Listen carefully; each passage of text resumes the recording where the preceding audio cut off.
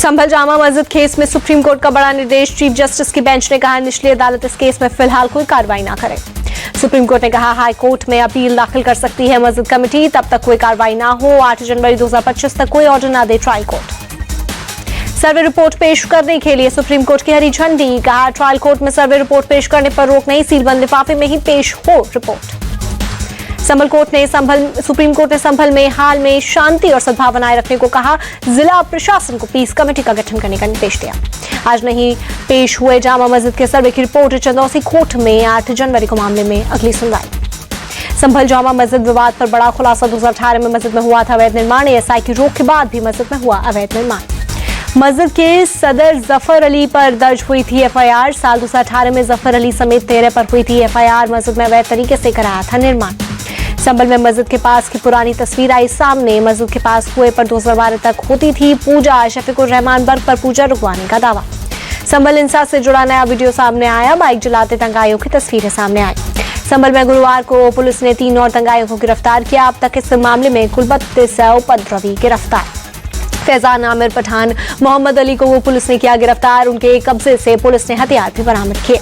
संभल में शुक्रवार की नमाज से पहले इलाके में रैपिड एक्शन फोर्स तैनात। पूरे शहर में गश्त करते दिखे आरएएफ के जवान। पूरे संभल में 10 जिलों की पुलिस की तैनाती। ड्रोन और सीसीटीवी कैमरों से रखी जा रही है निगरानी। संभल में शाही जामा मस्जिद के प्रवेश द्वार पर मेटल डिटेक्टर लगाए गए। नमाज के लिए पहुंचने वालों की हो रही है जांच। संभल के डीएम एसपी ने लिया सुरक्षा का जायजा। शाही जामा मस्जिद के आसपास 3 लेयर की सुरक्षा। कमिश्नर आंजनेय कुमार ने कहा पुलिस बाहरी ताकतों, सोशल मीडिया, दूसरे माध्यमों पर भी नजर रखे है। किसी तरह के उकसावे या अफवाह फैलाने पर होगी कार्रवाई। संभल को लेकर डिप्टी सीएम ब्रजेश पाठक बोले हमारी सरकार सुरक्षित वातावरण तैयारी कर रही है। किसी को कानून तोड़ने की इजाजत नहीं। हम सबका सम्मान करते हुए आगे बढ़ेंगे। यूपी के गवर्नर आनंदीबेन पटेल ने संभल हिंसा मामले पर न्यायिक जांच कमीशन का किया गठन। हाईकोर्ट के रिटायर्ड जस्टिस देवेंद्र कुमार के नेतृत्व में बनी 3 सदस्यीय कमेटी। न्यायिक जांच कमेटी 24 नवंबर को संभल में हुई हिंसा के हालात की जांच करेगी। 2 महीने में गवर्नर को सौंपेगी रिपोर्ट। मौलाना तौकीर रजा का संभल जाने का ऐलान। हिंसा में मारे लोगों के परिजनों से मिलेंगे तौकीर। तौकीर रजा ने संभल में प्रशासन अदालत ने साजिश रचने का लगाया आरोप। कहा मुसलमानों को उकसाने के लिए पत्थर फेंकने की साजिश। संभल विवाद को लेकर एसटी हसन का बयान। रिपोर्ट कुछ भी आए मस्जिद नहीं हटेगी। संभल को लेकर अफवाहों को कंट्रोल करे सरकार।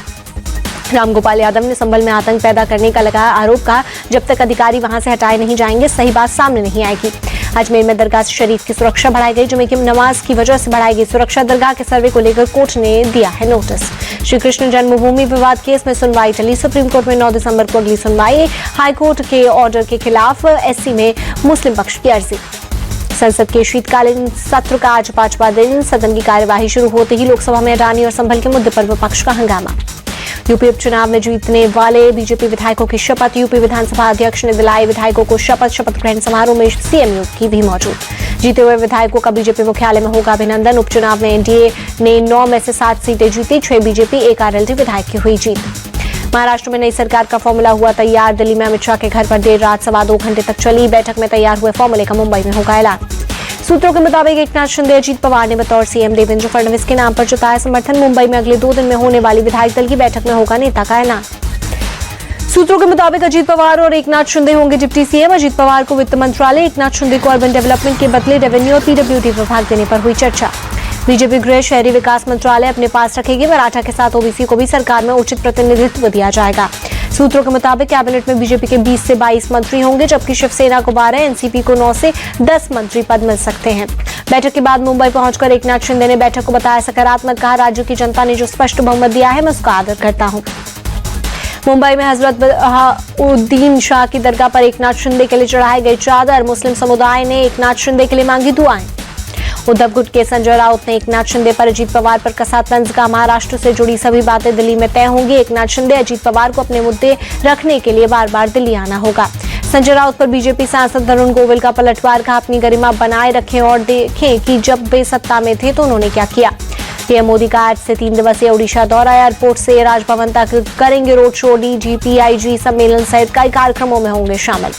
पीएम मोदी के दौरे से पहले भुवनेश्वर में अभिनंदन समारोह स्थल पहुंचे केंद्रीय मंत्री धर्मेंद्र प्रधान। तैयारियों का लिया जायजा। पीएम मोदी पार्टी ऑफिस में सांसदों, विधायकों से करेंगे मुलाकात। तमिलनाडु के मुख्यमंत्री एम के स्टालिन ने पीएम मोदी को लिखा पत्र, मदुरई जिले में टंगस्टन खनन अधिकार को रद्द करने का अनुरोध।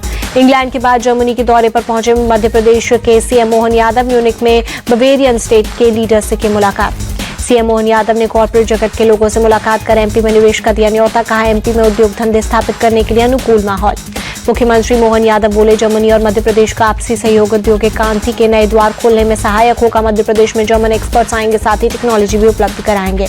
म्यूनिख में प्रवासी भारतीयों ने किया सीएम मोहन यादव का स्वागत। सीएम ने कहा, भाषा की चुनौती को दूर करने के लिए एमपी में लैंग्वेज इंस्टीट्यूट खोलने की सरकार की योजना। दिल्ली के बीकानेर हाउस की कुर्की पर सशस्त्र रोक। दिल्ली की पटियाला हाउस कोर्ट ने लगाई रोक। कंपनी को 1 सप्ताह के भीतर बकाया राशि जमा करने का आदेश। ओडिशा के भुवनेश्वर में नर्सिंग की 12 छात्राएं बीमार, बाहर का खाना खाने के बाद बिगड़ी तबीयत। सभी छात्राओं को अस्पताल में कराया गया भर्ती। तिरुपति के तिरुमला मंदिर पहुंची एसआईटी। मंदिर के प्रसाद में मिलावट के मामले को लेकर एसआईटी ने जांच की तेज। उदयपुर में सिटी पैलेस का गेट 4 दिन बाद खुला। आम जनता पर्यटकों की हुई एंट्री। राज परिवार के विवाद की वजह से बंद था गेट। लक्ष्यराज सिंह मेवाड़ में खुलवाया गेट। शिल्पा शेट्टी के पति राज कुंद्रा के घर और दफ्तर पर ईडी की रेड। पोर्नोग्राफी मामले में मनी लॉन्ड्रिंग को लेकर छापे। इसी मामले में पहले राज कुंद्रा की गिरफ्तारी भी हो चुकी है। राज कुंद्रा के करीबियों के यहां भी रेड पड़ने की खबर। महाराष्ट्र, उत्तर प्रदेश के 15 लोकेशन पर रेड। गोवा में 55वें इंटरनेशनल फिल्म फेस्टिवल का समापन। सीएम प्रमोद सावंत ने समारोह में शामिल होने वाले सभी फिल्म प्रेमियों, फिल्म से जुड़े लोगों, कलाकारों का जताया आभार। कॉन्सर्ट में मुंबई पहुंची पॉप स्टार दुआ लिपा। 30 नवंबर को मुंबई के बीकेसी में दुआ का होगा कॉन्सर्ट। दिल्ली के आईटीओ में एयर क्वालिटी गिरकर बहुत खराब श्रेणी में पहुंची। इलाके में हर तरफ छाई धुंध। इंडिया गेट इलाके में भी छाई धुंध की परत बहुत खराब श्रेणी में बनी हुई है। AQI। दिल्ली के कनॉट प्लेस इलाके में भी बुरा हाल, वायु गुणवत्ता बहुत खराब श्रेणी में। दिल्ली के कालंदी कुंज इलाके में स्मॉग का जबरदस्त प्रकोप बहुत खराब श्रेणी में बनी हुई है। AQI। दिल्ली के अक्षरधाम मंदिर के इलाके में ड्रोन वीडियो में दिखी धुंध की परत, हवा की गुणवत्ता बहुत खराब श्रेणी में। दिल्ली से काफी बेहतर है मुंबई की हवा। AQI मध्यम श्रेणी में 139 दर्ज। कोहरे के चलते आज धुंधला दिखा ताजमहल। आगरा में वायु गुणवत्ता मध्यम श्रेणी में। उत्तरी तमिलनाडु पुडुचेरी तटों को कल पार करेगा। बंगाल की खाड़ी में उठा चक्रवात। 65 किलोमीटर प्रति घंटे तक चल सकती हैं हवाएं। भारतीय तटरक्षक बल को कोची से सर्च ऑपरेशन और रेस्क्यू एक्सरसाइज SAREX-11 शुरू। एक्सरसाइज में विदेशी प्रतिनिधि भी शामिल। कैनबरा में अभ्यास मैच के पहले भारतीय क्रिकेट टीम ने ऑस्ट्रेलिया के प्रधानमंत्री से की मुलाकात। खिलाड़ियों के सम्मान में पीएम एंथनी अल्बनीज ने रखा भोज। पीएम अल्बनीज ने मुलाकात की फोटो शेयर की। सोशल मीडिया पर लिखा, मनुका ओवल में एक शानदार भारतीय टीम के खिलाफ PM11 के लिए बड़ी चुनौती है।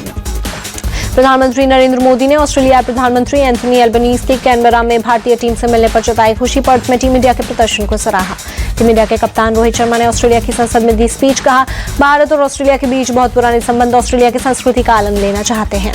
ऑस्ट्रेलिया के प्रधानमंत्री एंथनी अल्बनीज ने विराट कोहली के शतक की जमकर की तारीफ का। पर्थ में आपने खेली शानदार शतकीय पारी। विराट के ने पीएम अल्बनीज को दिया मजेदार जवाब। एडिलेड टेस्ट की प्लेइंग 11 को लेकर बोले सुनील गावस्कर, रोहित शुभमन गिल के आने से 2 खिलाड़ी होंगे बाहर। देवदत्त ध्रुव को नहीं मिलेगी टीम में एंट्री। एडिलेड टेस्ट के लिए ऑस्ट्रेलिया ने किया टीम का ऐलान। स्कॉट बोलैंड और बीयू वेबस्टर को मिली टीम में एंट्री। ऑस्ट्रेलिया के खिलाफ दूसरे टेस्ट से पहले भारतीय टीम खेलेगी 2 दिन का वार्म अप मैच। कल ऑस्ट्रेलिया PM11 टीम इंडिया की होगी बढ़त। कामरान गुलाम के डेब्यू शतक गेंदबाजों के दम पर पाकिस्तान ने जिम्बाब्वे को तीसरे वनडे में 99 रन से हराया। 3 मैचों की वनडे सीरीज पर 2-1 से किया कब्जा। केंद्रीय खेल मंत्री मनसुख मंडाविया ने भारतीय फुटबॉल टीम की फीफा रैंकिंग को लेकर दिया बड़ा बयान। कहा, भारत अगले 10 वर्षों में फीफा रैंकिंग में टॉप 50 में पहुंच सकता है। PV सिंधु, लक्ष्य सेन, सैयद मोदी चैंपियनशिप के क्वार्टर फाइनल में पहुंचे। लक्ष्य ने इजराइल के दानिल डुबोवेंको के खिलाफ जीत दर्ज की। सिंधु ने इराज शर्मा को दी शिकस्त। 5 बार की grand slam champion Iga Swiatek पर लगा 1 महीने का बैन। नींद की समस्या के लिए ले रही थी दवा। पुरुष junior Asia cup hockey tournament में भारत की लगातार दूसरी जीत। जापान को 3-2 से हराया।